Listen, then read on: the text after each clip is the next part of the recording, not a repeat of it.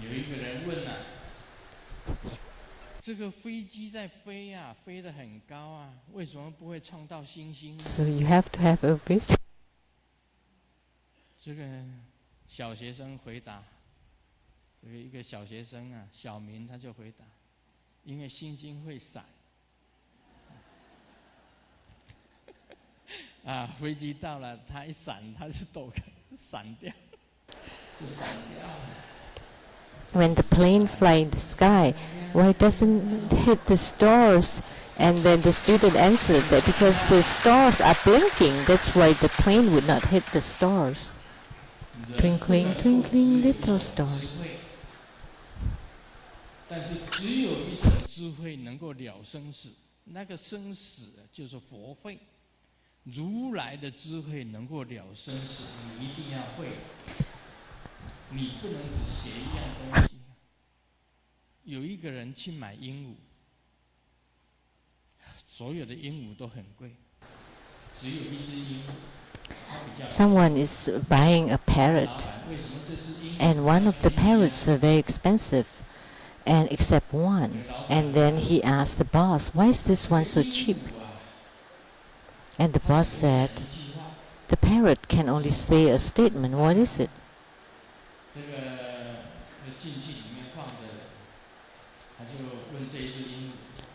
Of course. And then, so he asked the parrot, "Are you smart?" And the parrot answered, "Of course." Because he could only say, "Of course."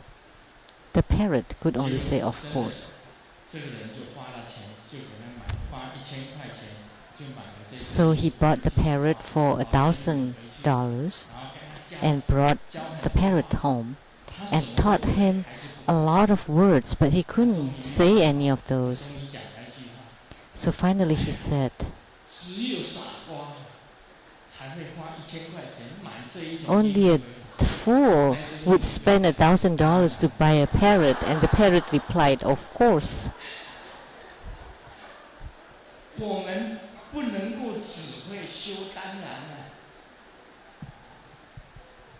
So we cannot only practice so that we only know, of course. We have to train in the Buddha's wisdom. You cannot only practice to gain the skill of the wisdom of the world, because that's only this of course. If you can't do it, then that's only quote unquote of course. You need to study the wisdom of the Tathagata. That only that would be called so it is, so it is. Of course, this is very similar to that quote unquote of course. That's just nonsense. Someone is buying a leather. So is this leather waterproof? And the leather seller said,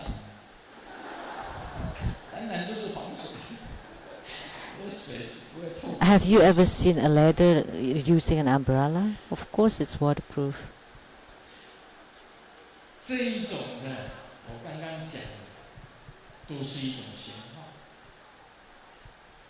So all I just said are just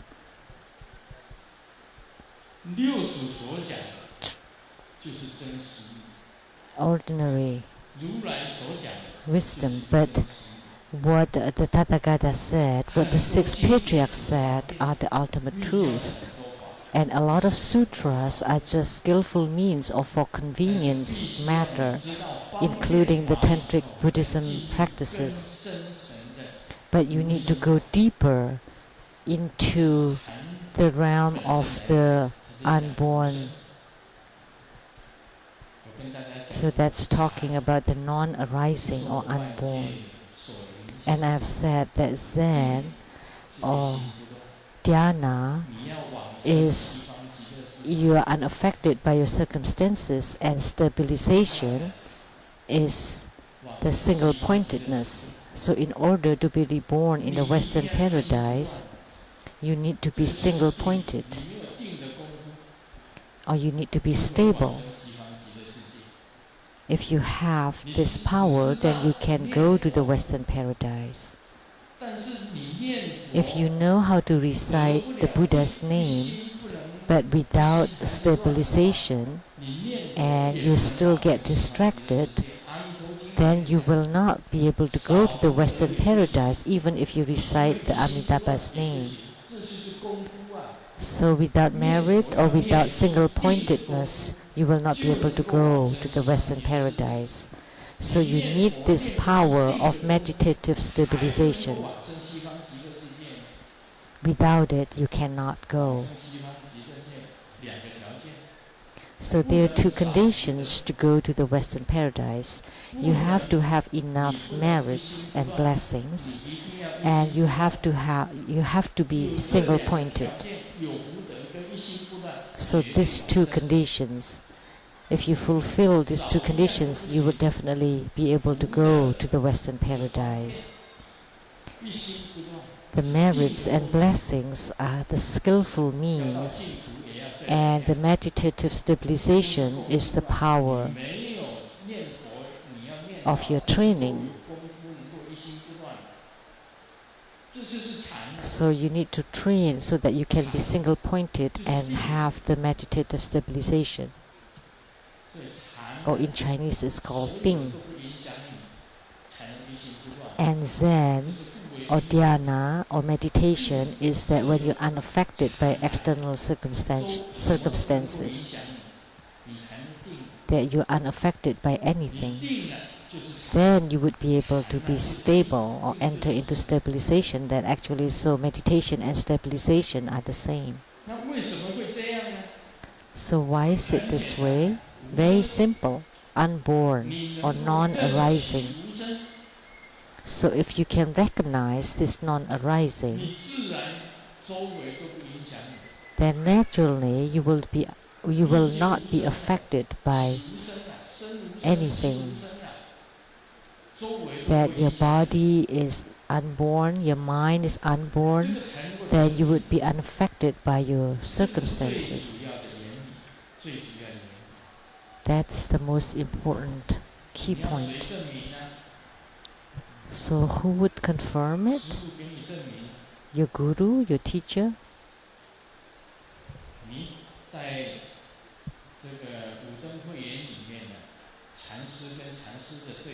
In the Zen koans collection, that the dialogues between Zen masters is a confirmation. And there are several dialogues here. It's also a kind of confirmation. That's just skillful means. So a spider got engaged to a bee, and the spider was discontented and asked her mother or his mother, "Why did you want me to marry a bee?"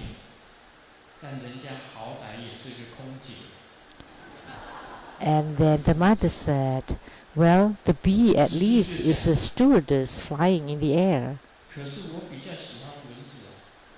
But the spider said, "But I prefer mosquito. Mosquito is also rather lowly." And the mother said, "Don't talk about her. Her injections was not that good, because when she gave me an injection, my feet got swollen." And the bee also got discontented and asked her mom, "Why did you want me to marry the spider?" And the bee's mother said, "Although spider is rather ugly, but at least he's a web."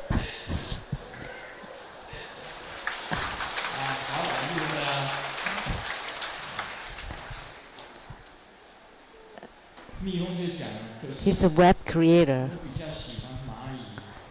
And then the bee said, "I really prefer an ant rather than a spider." So the bee's mom said, "Don't talk about that skinny thing. Just carrying things here and there, and he doesn't even have a truck. He just carry it on his own, on his back. And then the bee said, how about the fly next door? And then the bee's mom said, well, the fly looks good.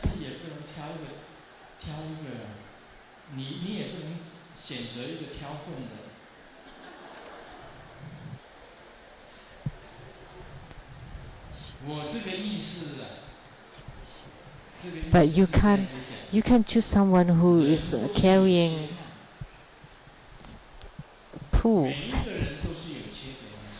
Everyone has shortcomings or weaknesses. We are born with them.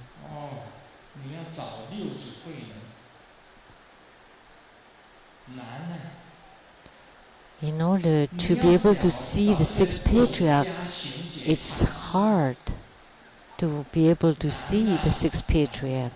Or in order to find one like Zen Master Sheng-yen or like sixth patriarch, it's hard and rare indeed. How many of them can there be?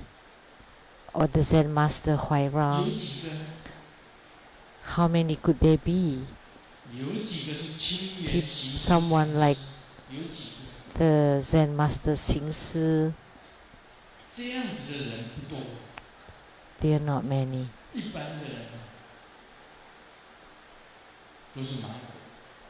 Most people are blind or blinded.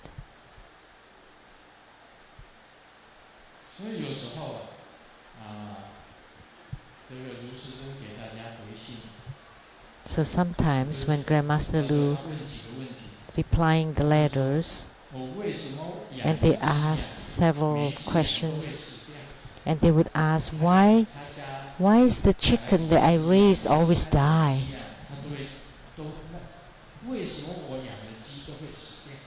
He would ask, why are the chickens that I raise die? And my answer would be, I don't know. Ask the chicken, don't ask me. It's the chicken who die, not me, although my Chinese zodiac is rooster. But I don't know why the chickens that you raise die. They also ask, why does this stock go down? They should find a stockbroker or a financial expert.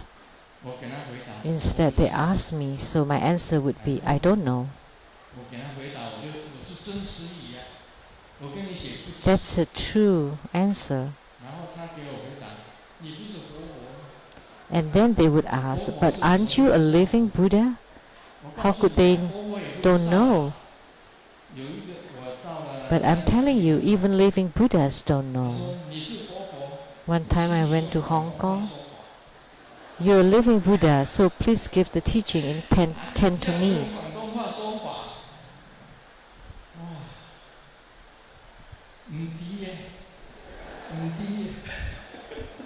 And I said, I don't know. Is that how you say it in Cantonese?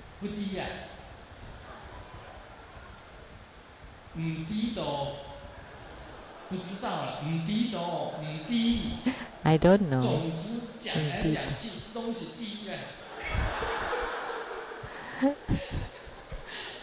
So, whatever.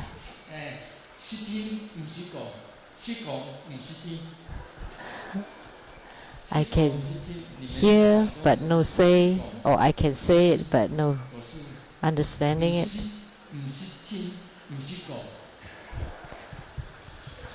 I can say it and I can understand it.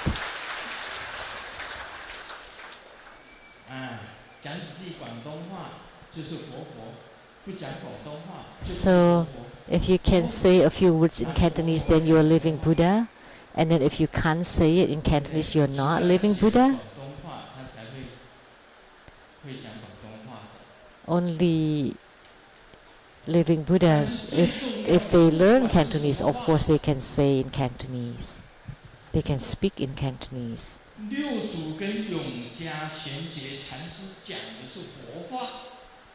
But the language that the sixth patriarch and Zen master Sheng-yen had was the Buddha language.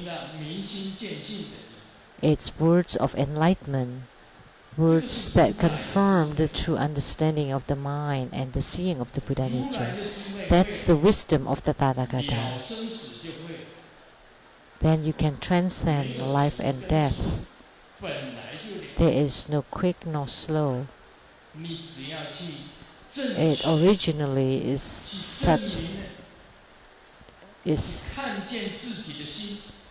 Then you need to confirm it and to see your own mind.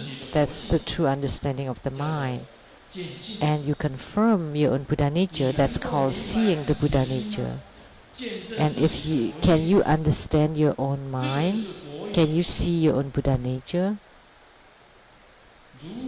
Then that's the words or the language of the Buddha. If you can, then you're the great Acharya, the ultimate Acharya, or the true Vajracharya.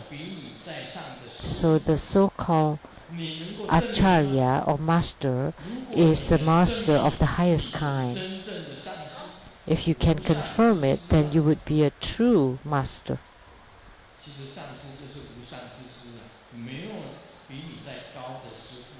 So there is no one higher, no other masters higher than the masters. They are called masters or Vajracharya.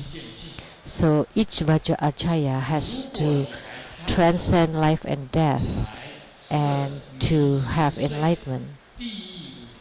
If you're still attached to the five worldly desires of wealth, name, sleep, food, and sensual things, then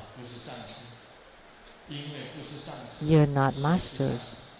And because they are not masters, they are masters. That's the statement like in the Diamond Sutra. Because they are not masters, they are called masters.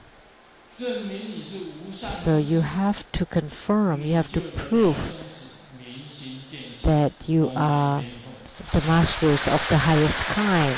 Then you do have to have the true understanding of the mind and seeing the Buddha nature. Om Mani Padme Hum.